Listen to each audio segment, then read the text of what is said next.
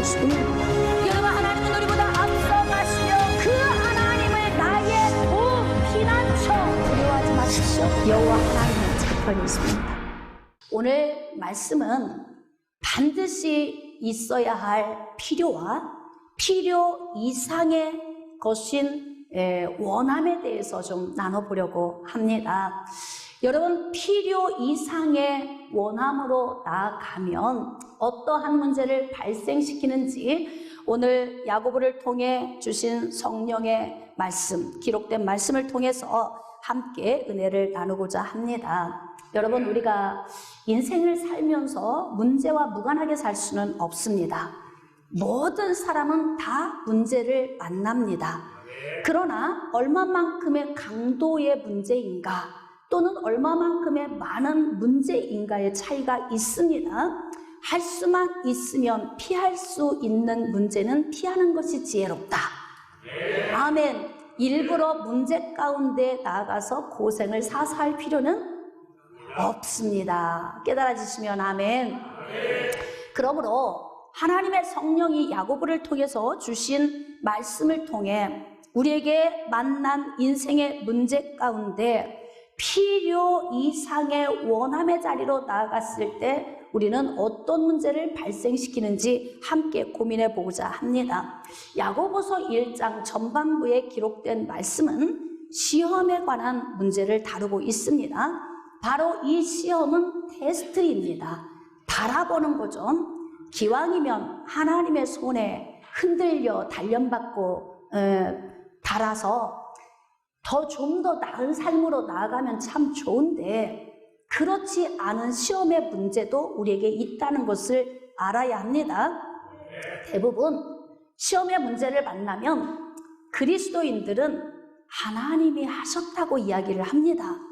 지금도 이 말씀을 듣는 가운데에 지금 하나님께서 나를 흔들고 계셔, 혹시 이런 문제를 만난 분들이 계시다면 오늘 말씀을 통해서 한번 분석하고 분별하고 판단해서 이 문제에서 노인받았으면 좋겠습니다.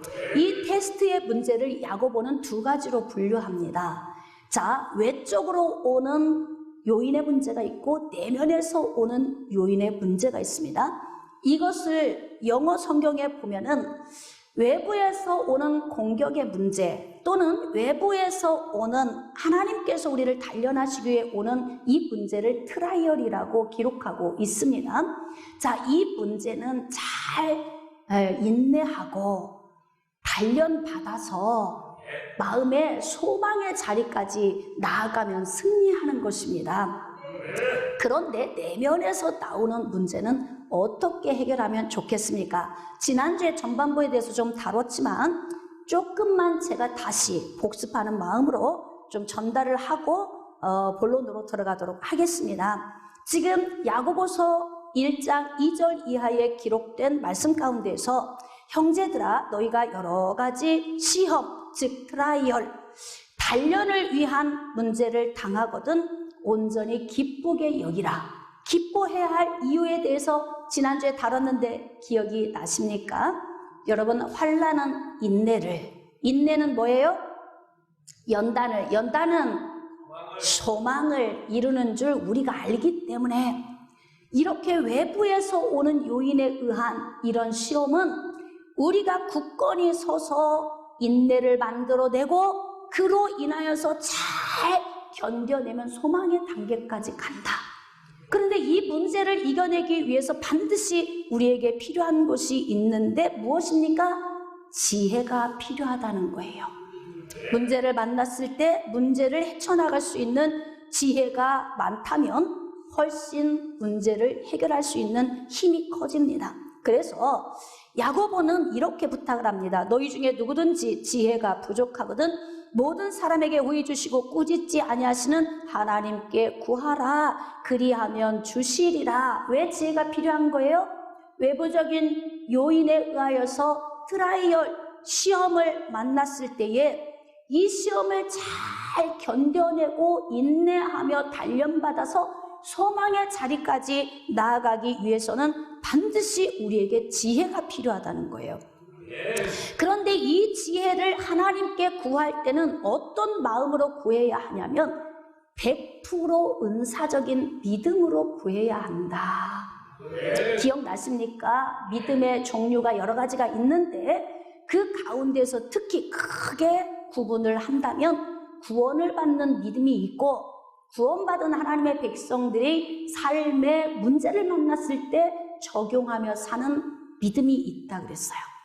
자, 이렇게 삶에 적용하는 믿음이 무슨 믿음입니까?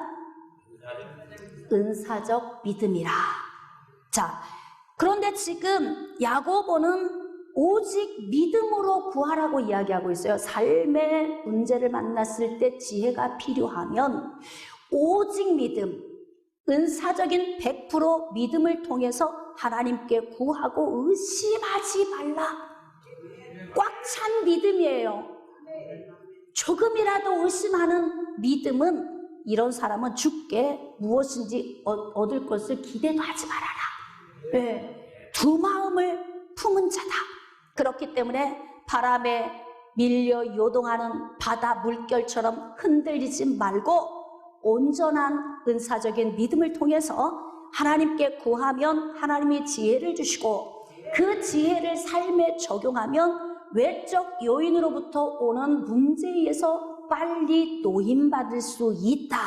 이 말씀을 지난주에 여러분에게 다뤘어요. 자, 오늘은 내면적인 요인에서 오는 시험의 문제가 있습니다.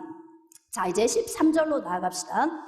사람이 시험을 받을 때에 내가 하나님께 시험을 받는다 하지 말지니, 자, 이 시험은 템테이션입니다. 미혹 또는 유혹. 그러니까 이 시험은 외부에서 오는 시험이 아니라 내면에서 오는 시험인데, 영어 성경에는 템테이션으로 기록이 되어 있어요. 우리나라 말은 시험이라고 하는 한 단어로 써 있으니까 잘 이해를 못해요. 그런데 템테이션이라고 하는 것은 미혹이나 유혹을 받는 것을 의미하죠. 그러니까 이 말씀을 우리가 묵상할 때에 사람이 미혹을 통한 시험을 받을 때에 내가 하나님께 미혹을 통한 시험을 받는다 하지 말지니, 하나님은 악에게 미혹을 통한 시험을 받지도 아니하시고 친히 아무도 미혹당하도록 시험하지도 아니하신다. 내면적인 요인에서 올라오는 미혹받는 시험에 하나님은 무관하다는 거예요. 우리에게 당한 굉장히 많은 문제들 가운데 이 문제가 외부적인 요인, 내가 예수를 믿는다는 이유로 그리스도인이기 때문에 오는 박해의 문제라면 외부적 요인이죠. 이럴 때는 은사적 믿음을 가지고 지혜를 구하고 그 지혜를 적용해서 잘 견뎌내면 반짝반짝 빛나는 보석처럼 되는 겁니다. 그래서 고난이 내게 유익이라. 할렐루야. 하나님께서 나를 단련해서 정금같이 나오게 하시리라. 이런 단련은 얼마든지 많이 받아도 좋은데, 지금 두 번째 이야기하고 있는 템테이션의 문제, 미혹받는 이 문제는 할 수만 있으면 안 오는 것이 좋습니다. 많이 오면 올수록 인생이 피폐해지고 문제 때문에 항상 곤고하고 힘든 삶을 살게 되는 거죠. 그러니까 이 말씀은 너희들 내면에서 나오는 템테이션의 문제로 인하여 오는 이 시험은 내가 개입한 거 아니야. 지금 누가 하시는 말씀이에요? 하나님께서 네 안에서 나오는 건 내가 개입한 거 아니야. 너희들 자신 안에서 나오는 것은 너희 자신의 문제야. 지금 야고보를 통해서 이런 말씀을 주시는 거예요. 하나님은 우리에게 시험을 주실 때에 악한 동기로 시험을 주시지 않는다는 거예요. 단련을 위한 목적이 있으십니다. 그렇기 때문에 내 내면에서 올라온 이 시험의 문제를 말할 때에 하나님께서 이렇게 하셨어. 매일같이 하나님은 우리의 물질을 가져가시거나 매일 건강을 치시거나 매일 우리에게 문제를 주시는 분이 아니십니다. 하나님은 필요하실 때, 하나님의 카이로스의 때에 우리를 다루시기 때문에 대부분의 문제는 우리 내면에서 나오는 문제가 많이 비율적으로 차지하게 되는 거예요. 14절입니다. 오직 각 사람이 시험을, 즉 미혹을 통한 시험을 받는 것은 자기 욕심. 자, 거기다 좀 체크 좀 하세요. 이제 근원을 이야기하고 있는 거예요. 자기 욕심. 자, 여러분 욕심이 무엇이라고 생각합니까?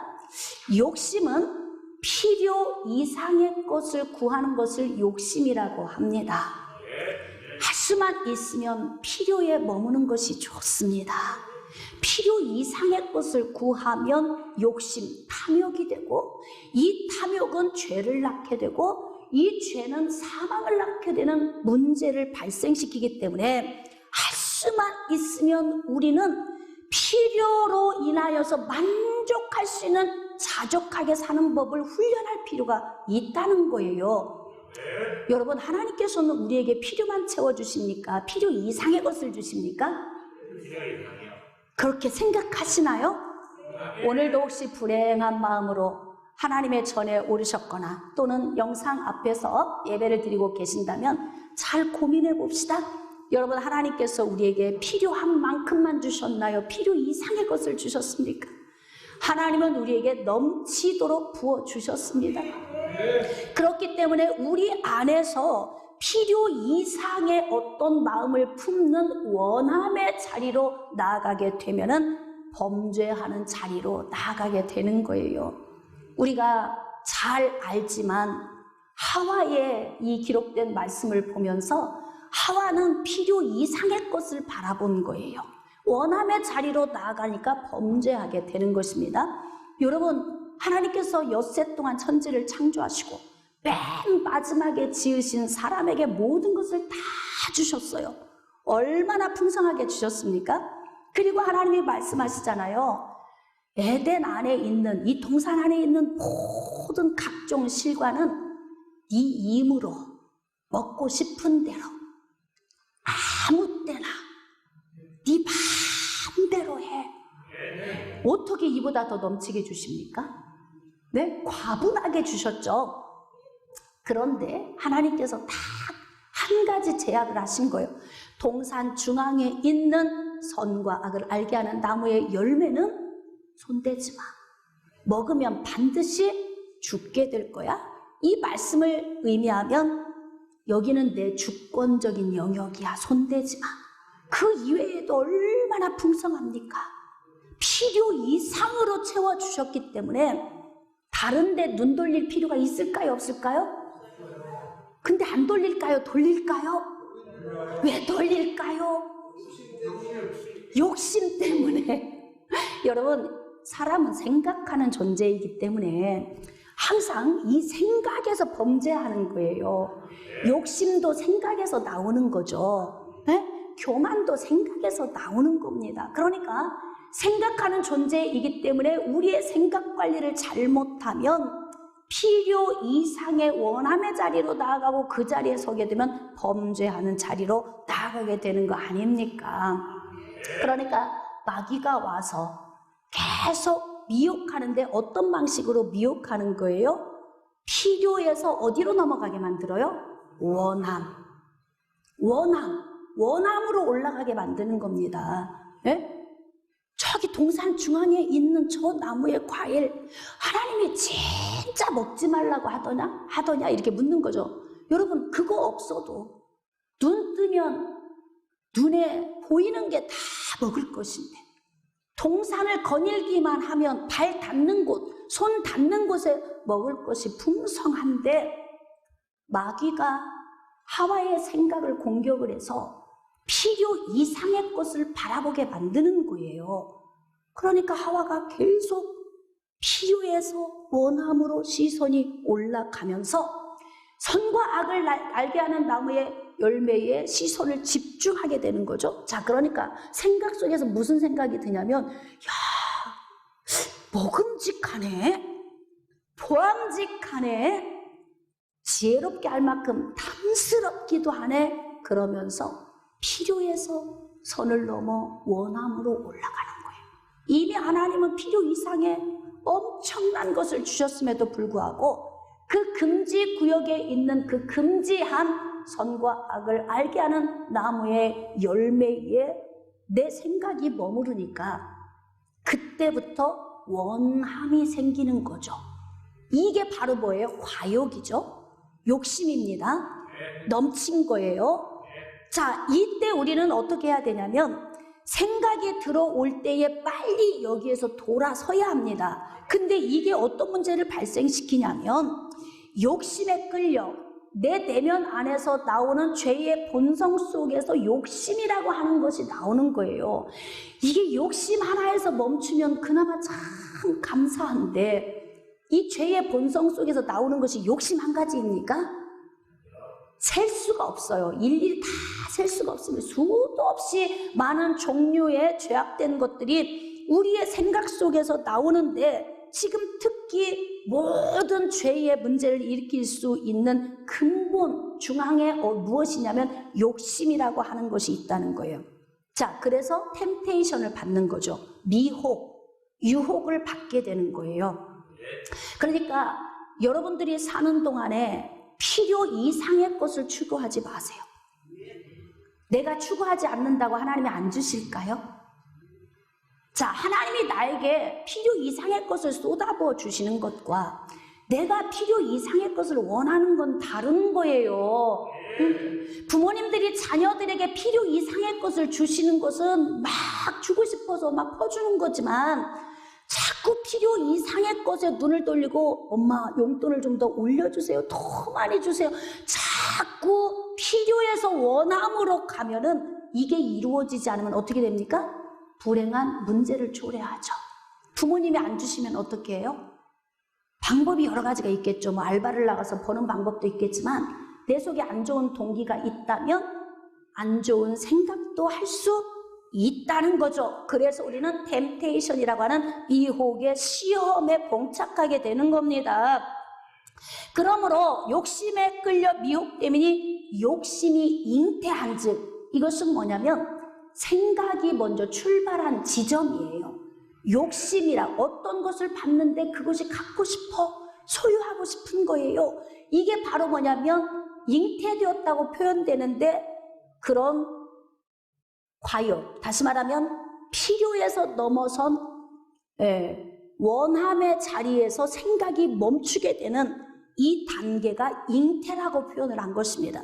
그래서 바로 우리는 잉태된 이 단계에서 그 생각의 문제를 빨리 해결하지 않으면 어떤 문제를 발생하냐면 욕심이 잉태해서 마치 엄마 뱃속에서 태아가 한 달, 두 달, 세 달 자라서 10개월이 되면은 태어나는 것처럼 이것이 욕심이 계속 안에서 계속 잉태하고 있다가 어떤 문제를 발생시키냐면 죄를 낳게 된다는 거예요. 그러니까 죄를 낳기 전에 이 문제를 해결해야 한다는 거죠. 여러분 명절이 다가오지 않습니까? 지금 스물스물 스트레스가 막 올라오기 시작하죠. 평상시에는 야 네가 효자다. 안 가는 곳이 없고 못 다니는 곳이 없는 이 덜덜한 차라도 정말 나를 편리하게 태워주고 다니까 너무 좋아. 그런데 명절이 되니까 세단 옆에 주차할 일이 까마득하게 느껴지는 벌써 이게 필요해서 원함의 생각으로 올라가면 스트레스가 확 오죠. 지금 오시는 분 있어. 스트레스 오시는 분들 있어요. 주차장에 들어가면서부터 가족들과 만날 때 벌써 스트레스가 오죠. 스트레스가 거기서 끝나면 괜찮은데 돈을 좀 준비해서 갔는데 가만히 보니까 다른 형제들은 부모님에게도 수표로 조카들도 이리 와봐 그러더니 지갑을 열고 막 수표로 막 뿌리는 거예요. 근데 나는 지폐를 가지고 갔잖아 10,000원. 그러니까 한쪽 구석으로 조카를 불러서 이리 와봐. 그래가지고 4개로 접어서 손에 꼭 들어서 안 보이게 조카들 불러놓고서 꼬깃꼬깃하게 접은 손을 다 갖다가 그 아이 손에다 꼭 집어줘. 얼른 여기다 다 이렇게 미안하다. 그리고 그때부터 무슨 생각이 드냐면 이게 비참하기 그지없는 거예요. 왜? 그동안에는 내 가정에서 살 때는 별로 불편함이 없었는데 명절 때 가족을 만나려니 내 형편에 과하게 하면 돌아와서 후회할 것 같고, 그래서 적당히 내 형편에 맞춰 인사치레를 하려고 하다 보니까 스트레스가 이만저만이 아닌 거예요. 그런데 여러분, 자족하는 훈련을 하세요. 그냥 내 형편에 맞도록 부끄럽지 않게 지폐 10,000원짜리도 펴서 주고, 그래 잘 써라, 이거 삼촌이, 고모가, 이모가 이거 굉장히 고생해서 번 돈이다, 떳떳하게 좋잖아요. 그러면 그런데 꼬깃꼬깃하게 주먹에 쥐어주면 내가 얼마나 비참해. 그리고 이제 돌아올 때는 부부가 서로 말을 안 하고 스트레스 받아가지고 이제 오는 거예요. 그리고 나서 명절 때 돌아와서 그렇게 이혼하는 가정이 많다잖아요. 응? 템테이션의 문제. 이 템테이션의 문제가 왜 옵니까? 욕심이라고 하는 곳에서부터 잉태되어서 문제가 오는 거예요. 그러니까 이 생각이 잉태될 때 이 생각을 빨리 지우고 필요 안에서 내 생각이 머물러야 되는데 필요가 원함으로 자꾸 가는 거예요. 물질적인 것도 피규하고 직장도 피규하고 사람들을 만나면 자기의 필요에서 원함으로 올라가는 순간 우리는 이미 죄를 잉태하고 있는 것입니다. 그래서 이게 이제 표출되면 죄가 태어나기 시작하는 거예요. 그래서 에베소서 4장 26절 27절에 이렇게 기록하고 있습니다. 분을 내어도 죄를 짓지 말며 해가 지도록 분을 품지 말고 마귀로 틈을 타지 못하게 하라. 그러니까 벌써 분노라고 하는, 탐욕이라고 하는, 또는 비교하면서 비참해지는 이러한 생각이 내게 올 때에 죄가 태어나도록까지 방치하지 말라는 거예요. 빨리 해결하라는 거죠. 그러니까 여기에 가장 좋은 게 뭐냐? 분수껏 살자. 분수껏 살자. 뱁새가 황새 따라가다가 어떻게 됩니까? 할렐루야, 그럼요. 그런 일이 벌어집니다. 그러니까 분수껏 내 형편에 자족할 수 있는 마음을 가지고 살아야 합니다. 물론 내면에서 나오는 이 템테이션의 문제는 단순히 욕심으로만 오는 건 아니에요. 그런데 욕심으로 오는 이 문제가 대부분의 다른 문제를 발생시키기 때문에 지금 야고보는 욕심에 대해서 다루고 있는 거예요. 자, 이제 죄가 태어나면 어떤 문제를 발생합니까? 죄가 점점 자란다는 거예요. 아이들이 출생하면 자라나듯이 그 다음에 사망을 낳느니라. 잘 자랐으면 잘 커서 아름답게 살아야 하는데 이 죄라고 하는 것은 얼마나 위력이 강한지 사망이라고 하는 폭발적인 위력을 발생시킨다는 거죠. 자, 이러한 삶을 산 모델이 또 성경에 또 있지요. 우리가 말씀으로 한번 나가도록 하겠습니다. 요한복음 12장입니다. 여러분, 요한복음 12장 전반부에는 마리아 가정에 대해 기록이 되어 있습니다. 여러분이 잘 아시는 것처럼 마리아, 마르다, 나사로는 3남매입니다.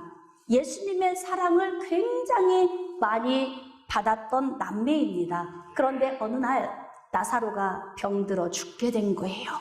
자, 그래서 무덤에 들어간 지 나흘이 되어서 냄새가 나는 상황에서 예수님이 오셔서 무덤을 향해서 명령하십니다. 나사로야, 나오라. 그랬더니 나사로가 무덤에서 일어나 나온 거예요. 이런 기적을 맛본 마리아 가정에서 예수님이 그 동네 베다니에 오셨을 때 마리아의 가정에서 잔치를 베푼 거예요. 자, 마르다는 열심히 대접할 음식을 준비하고 있고 나사로는 예수님 곁에 앉아 있는데 마리아가 어디를 갔다 오더니 빠른 걸음으로 와서 예수님 앞에 무릎을 꿇더니 향유 한 병의 뚜껑을 열더니 예수님의 발에 붓기 시작하는 거예요. 그리고 자기 머리털로 닦는 거예요. 마리아는 예수님의 십자가 사건을 미리 바라본 믿음의 사람입니다. 그러니까 예수님 장례할 시간이 가까워 오니까 예수님께 영광을 돌리기 위해서 자신이 노동자가 1년 정도 수고해서 번 돈으로 살 수 있을 정도의 굉장히 귀한 향유를 가지고 와서 예수님 발에 붓는 거예요. 자, 그런데 그 과정 가운데 제자들이 쭉 둘러앉아서 그걸 지켜보고 있습니다. 자, 이걸 보면서 상식적으로 볼 때 아깝다, 이 생각이 드는 사람 있을까요, 없을까요? 있습니다. 반드시 있죠. 그런데 예수님의 제자 가운데 그 광경을 보면서 아깝다 생각하는 사람이 있었는데, 왜 아깝다고 생각했는가, 그 동기가 아주 중요해요. 자, 요한복음 12장 3절. 마리아는 지극히 비싼 향유 곧 순전한 나드 한 근을 가져다가 예수의 발에 붓고 자기 머리털로 그의 발을 닦으니 향유 냄새가 집에 가득하더라. 지금 이렇게 좋은 일이 일어나고 있습니다. 다른 제자들은 그 모습을 보면서 그 향기를 맡으면서 아름답고 좋다, 저 여인의 헌신이 너무 귀하다, 이렇게 생각하고 있었던 것 같은데, 제자 한 사람이 이제 이런 이야기를 합니다. 자, 5절입니다. 이 향유를 어찌하여 300데나리온에 팔아 가난한 자들에게 주지 아니하였느냐 하니, 이거 굉장히 맞는 말이죠. 뭐 상식적으로 볼 때 맞는 말이에요. 뭐 이렇게 허비를 해. 지금 우리 식으로 말을 한다면 월 200으로 쳐도 2,400만 원인데 이것을 허비하는 것이 인간적으로 볼 때 이해가 좀 안 되죠. 그러니까 상식적으로 볼 때에는 지금 이 말을 하는 제자의 말이 옳은 거예요. 자, 그래서 여러분, 여기서 우리가 깨달아야 하는 것은 하나님 나라의 일은 상식적으로 생각하는 게 아니에요. 하나님 나라의 일은 영적으로 생각하는 것입니다. 이 여인은 예수님의 장례를 준비하기 위해서 자신에게 가장 귀한 옥합을 깨뜨려 드린 것 아닙니까? 자, 그런데 이제 상식으로 논리적으로 바라보고 이야기를 하는 거죠. 그런데 이렇게 말한 이유가 뭐냐면 꿍꿍이 속이 있었다는 거예요. 이 사람 내면에, 6절입니다. 이렇게 말함은 가난한 자들을 생각함이 아니요 그는 도둑이라 돈꾀를 맞고 거기 넣는 것을 훔쳐감이라라. 그러면 그렇지. 이런 동기가 마음 안에 있었던 거예요. 여러분, 마음에서 올라오는 건 사람의 눈으로는 안 보여요. 네? 그래서 저 사람 속에서 무슨 생각을 하고 있는지 우리는 알 수가 없어요. 그런데 그는 돈에 대해서 굉장히 집착이 강한 사람이에요. 여러분, 예수님의 제자로 함께 예수님과 움직일 때 먹고 마시고 입고 쓰는 이것을 예수님 통해 다 공급이 돼요. 은혜 받은 자들을 통해 공급이 됩니다. 그리고 예수님의 제자들이 앞으로 인생을 살아감에 있어서 구약시대에 하나님께서 제사장들에게 먹을 것, 마실 것, 입을 것, 삶에 필요한 걸 다 공급해 주신 것처럼 복음을 위하여 전심으로 인생을 던져 사는 자들에게 하나님이 다 먹을 것, 마실 것, 입을 것 다 주십니다. 그러니까 이미 필요의 모든 것을 채우고 있는데 가룟 유다는 필요의 선을 넘어서서 어디로 올라간 거예요? 생각이? 원함으로 간 거예요. 자, 원함은 뭐라고 했습니까? 필요를 넘어선 거예요. 욕심이라고 하는 것은 필요를 넘어선 것입니다. 오늘 새끼 먹는 것으로 감사할 수 없다면 우리는 지금 욕심을 부리고 있는 거예요. 그러면 하나님께서 내가 욕심이 없기 때문에 안 부어주시나? 아니에요, 여러분. 아담과 하와는 욕심이 있어서 부어주신 게 아니에요. 부모가 자녀들의 모든 필요를 채워주시는 것처럼 하나님께서는 넉넉히 부어주십니다. 에덴 동산에 있는 모든 것이 다 누구 거예요? 그럼 내 거. 좀 야무지게 대답 좀 하시라니까. 네? 자, 에덴 동산에 있는 모든 것이 다 누구 거예요? 그럼요. 하나님이 만드신 달도, 별도, 나무도, 공기도, 에덴 동산에 있는 모든 과일도, 채소도 내 거 아닌 게 없잖아요. 하나님은 이렇게 만족스럽게 우리에게 부어주시는데 그럼에도 불구하고 선과 악을 알게 하는 나무의 열매의 눈이 그리로 가. 생각이 계속 먹음직도 하고 포함직도 하고 지혜롭게 할 만큼 탐스럽기도 하네. 오, 어쩌면 좋아. 저걸 어떻게 해야 내가 먹을 수가 있을까? 이 고민하는 거예요. 여러분, 필요에 만족하며 감사하며 사는 사람은 이렇게 내면의 죄를 많이 짓지 않아요. 그런데 늘 허기진 사람처럼 썩은 고기를 찾아다니는 하이에나처럼 헐떡거리는 사람들이 있어. 어떻게 원함? 적어도 내가 형님네보다는 잘 살아야 돼.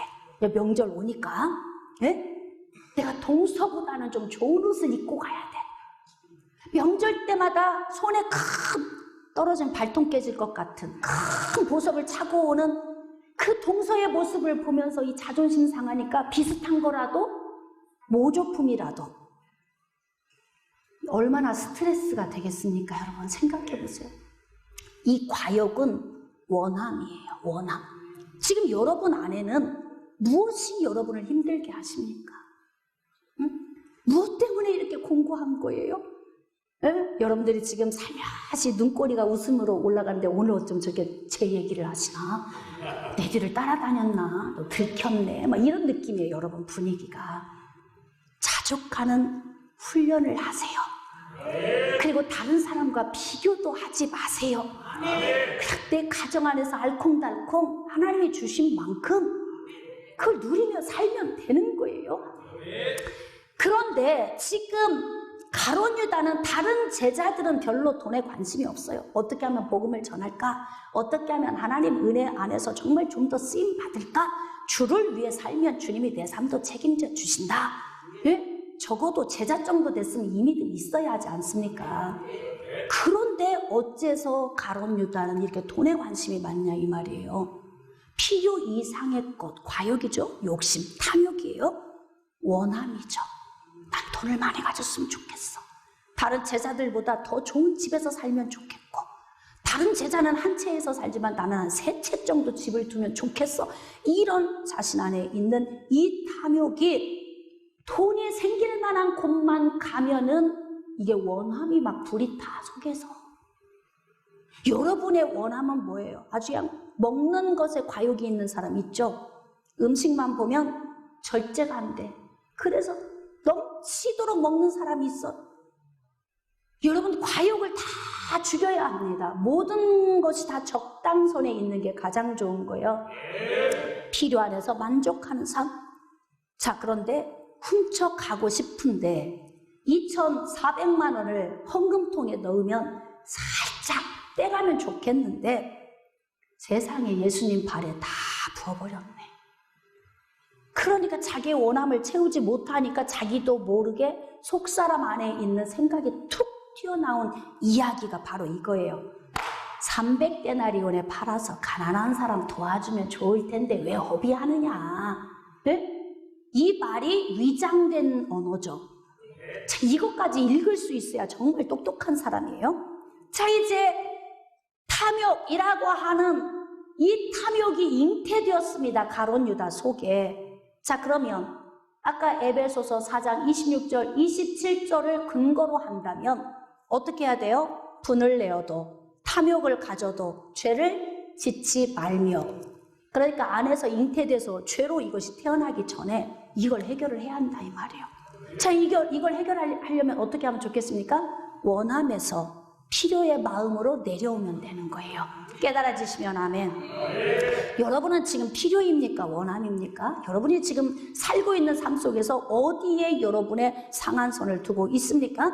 이때 원함에서 필요의 마음으로 내려앉으면 동서가 다이아몬드를 차고 와도 별로 상관이 없고 수표를 부모님에게 드려도 별로 문제 없어요. 그게 나에게 스트레스가 되는 요인이 안 된다 이 말입니다. 깨달아지시면 아멘. 그러니까 지금 내려오세요. 어디에서 어디로? 할렐루야. 깨달아지시면 아멘. 누구를 위해서? 아니, 그럼 나를 위해서지. 나를 위해서요.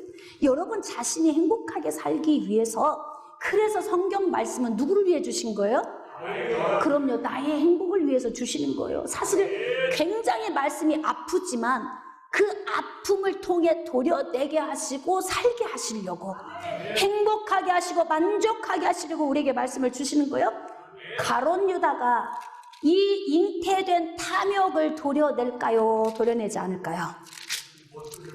못 도려냅니다. 못 도려냅니다. 그러니까 원함에서 필요로 내려와야 되는데 못 내려와. 나는 포기 못해. 어떻게 해서든지 향유를 통해 내가 돈을 어떻게 싹 가져가지 못하면 다른 방법, 계속 머릿속에서 이 생각이 가룟 유다를 붙잡고 있는 거예요. 자, 그러면 무슨 일이 벌어질까요? 죄가 태어나게 되는 거예요. 죄가. 이 생각이 오래 가니까 가룟 유다 삶 속에서 죄가 태어납니다. 자, 그리고 나니까 어떤 일이 벌어집니까? 자, 요한복음 13장 2절 말씀이에요. 마귀가 벌써 시몬의 아들 가룟 유다의 마음에 예수를 팔려는 생각을 넣었더라. 이제 이때부터는 죄가 태어나면서부터 틈이 생기는 거예요. 마귀가 들어올 수 있는 틈이 생기니까 마귀가 벌써 시몬의 아들 가룟 유다의 마음에 예수 팔려는 생각을 넣었대. 향유 옥합 깨진 거, 그걸 깨뜨려서 드린 그것 때문에 기회가 딱 좋았는데 놓쳤어. 그러니까 이제 또 다른 기회를 이제 호시탐탐 누리고 있습니다. 그런데 마귀가 공격하는 거예요. 예수님 팔아. 돈 되는 거 팔아야 되는 거, 돈 되는 거. 네? 기왕이면 가치가 있는 거. 근데 모든 물건도 아닌데 호시탐탐 예수를 잡아 죽이려고 하는 대제사장, 서기관, 장로, 바리새인, 이 유대인들이 예수님을 계속 지금 호시탐탐 노리고 있잖아요. 그걸 알고서 그들에게 예수를 팔면 돈이 좀 되겠구나. 여러분, 이렇게 내면 안에서 죄의 본성에서 나오는 건 이렇게 비열한 것들입니다. 그러니까 사람 믿으면 돼요, 안 돼요? 누구를 신뢰해야 합니까? 진짜예요? 하나님을 신뢰하세요. 사람은 절대 믿을 존재가 안 돼. 옆 사람 보면서 인사합시다. 사람은 믿을 존재가 아닙니다. 이렇게. 서로 눈 바라보기 힘들지 지금요. 네, 굉장히 내가 믿고 신뢰했는데 또 이게 무슨 말이야 이럴 수 있어요. 우리의 신뢰의 대상은 오직 선하신 하나님 한 분이십니다. 자, 이제 예수 팔려는 생각을 넣었는데 거기서 끝난 게 아니에요. 자, 요한복음 13장 27절, 조각을 받은 후 곧 사탄이 그 속에 들어간지라. 자, 이제 사탄이 가룟 유다의 안에 들어가 버렸어요. 이제 이 정도 되면은 이 사람은 원함에서 피로 내려오지 못합니다. 왜냐하면 자기 의지로 살 수 없기 때문에 그러는 거예요.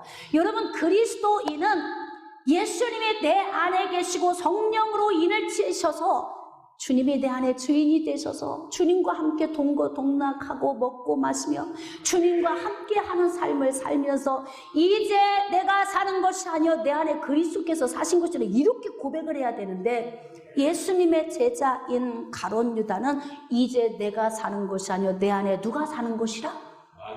마귀가 사는 것이라. 제자인데요? 응?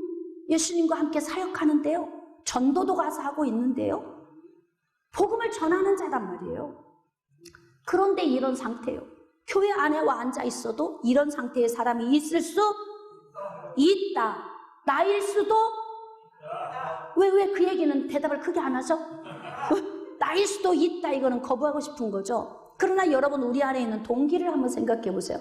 생각하는 존재이기 때문에 내 안에서 생각이 얼마나 내 인생이 없어도 될 문제를 만들어내는지. 그래서 바로 우리는 원함에서 필요로 내려오는 이 겸손한 마음, 자족하는 마음, 할렐루야. 신발도 철철이 한 켤레면 되지. 그렇게 먹을 건 없고 권고해서 쓸 돈은 없어도 신발장에 보면은 배우 같아, 배우. 옷장에 보면 옷이 걸려있는 거. 백을 보면 색색, 형형색색으로 있어요. 밖에 나가면 최고 멋있는 사모님인데 집에 가면은 가난이 찌들어 있어. 이런 사람은 바로 뭐예요? 원함 속에 사는 거예요, 원함.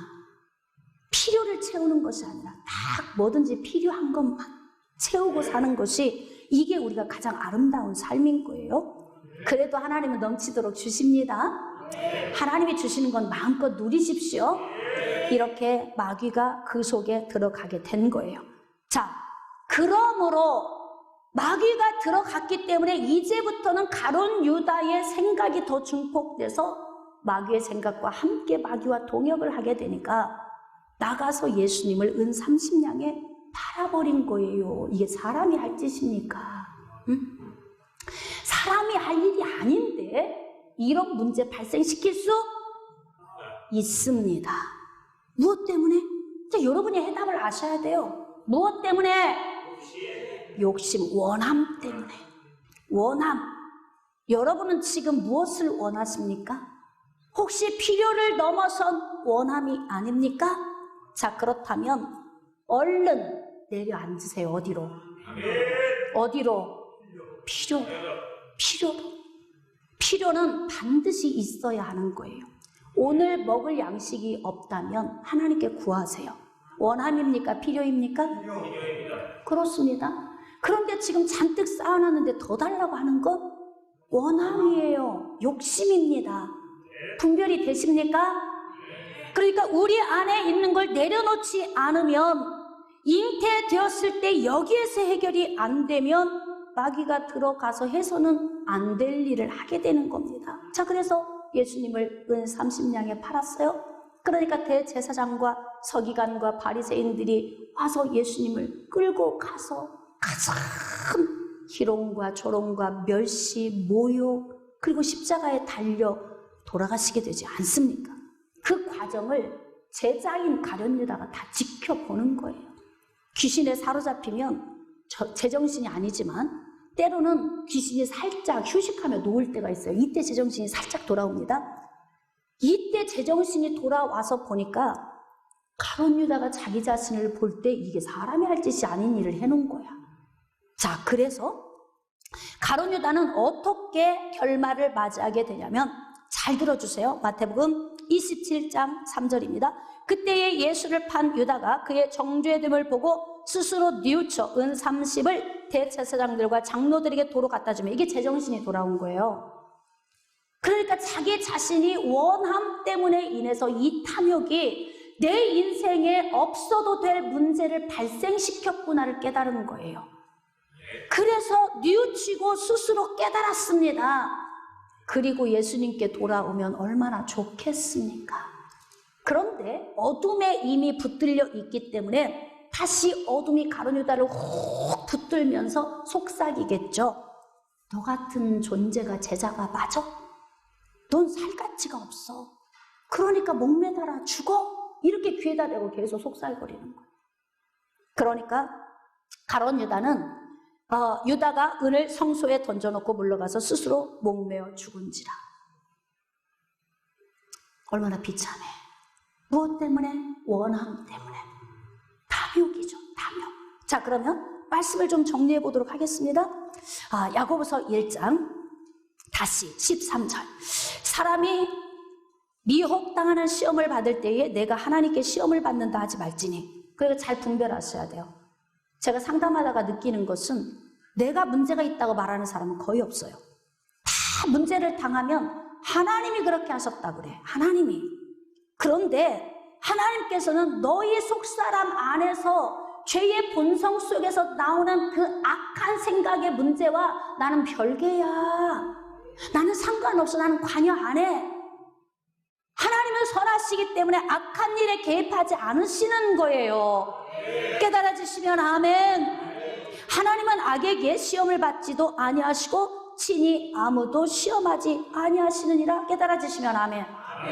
그러니까 문제가 발생하면 하나님이 그러셨어 이 말을 하기 전에 내가 무슨 문제가 있는지를 빨리 점검을 해야 하는 거예요. 14절. 오직 각 사람이 시험을 받는 것은 자기 욕심에 끌려 미혹을 받기 때문이다. 깨달아지십니까? 그러니까 가룟 유다도 외부에서 온 시험이 아니라 내면에서 나온 템테이션의 미혹의 문제였다는 거예요. 욕심이 잉태한 즉 죄를 낳고 죄가 장성한 즉 사망을 낳느니라. 다 가룟 유다가 본복이 아닙니까?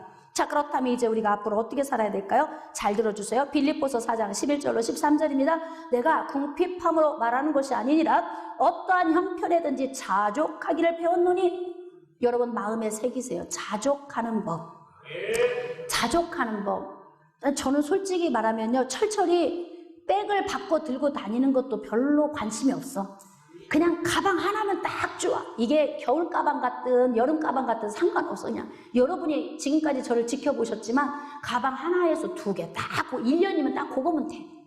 신발도 딱 한 켤레에서 2켤레면 돼. 그 실기 철철이. 근데 중요한 건 뭐냐면 어디를 가도 비참하지 않아요. 누구 앞에서도 제가 작게 느껴지지 않습니다. 왜인 줄 아십니까? 그리스도가 내 안에, 내가 그리스도 안에. 우리가 하나님의 자녀이기 때문에 그 자녀된 자부심으로 사는 거예요. 깨달아지시면 아멘. 그러니까 바울도 스스로 자족하는 법을 배웠다는 거예요. 배워야 된다는 거죠. 훈련. 깨달아지십니까? 나는 비천에 처할 줄도 알고 풍부에 처할 줄도 알아. 모든 일 곧 배부름과 배고픔과 풍부와 궁핍에 처할 줄 아는 일체의 비결을 배웠다. 이거 배우면 필요로 만족해집니다. 원함 생기지 않습니다. 할렐루야.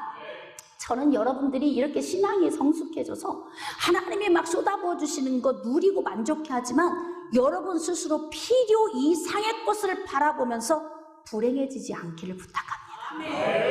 그러니까 바울도 집 한 채 없이 전도 다니고 뭐 전대도 없이 그냥 복음 전하다가 순교로 세상을 떠났지만 그는 스스로 뭐냐면 나는 자족하는 법을 배웠다. 멋지지 않아요? 이런 삶을 우리가 살았으면 좋겠습니다. 내게 능력 주시는 자 안에서 내가 모든 거 할 수 있다. 여러분들도 원함에서 어디로 내려와요? 필요로 내려오세요. 그럼 행복해요. 자, 이번 명절 때 나 스트레스 안 받을 수 있겠다 이런 분만 아멘.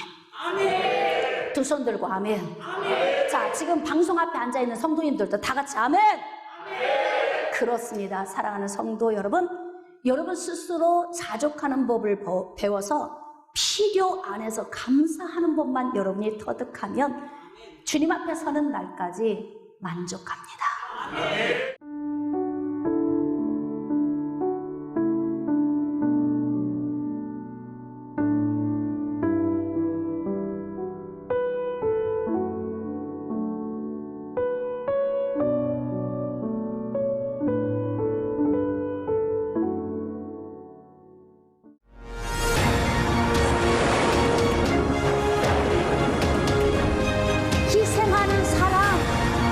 조건 없는 사랑을 주는 여러분, 하나님은 우리보다 앞서가시며 그 하나님을 나의 복 피난처 두려워하지 마십시오. 여호와 하나님은 제 편이 있습니다.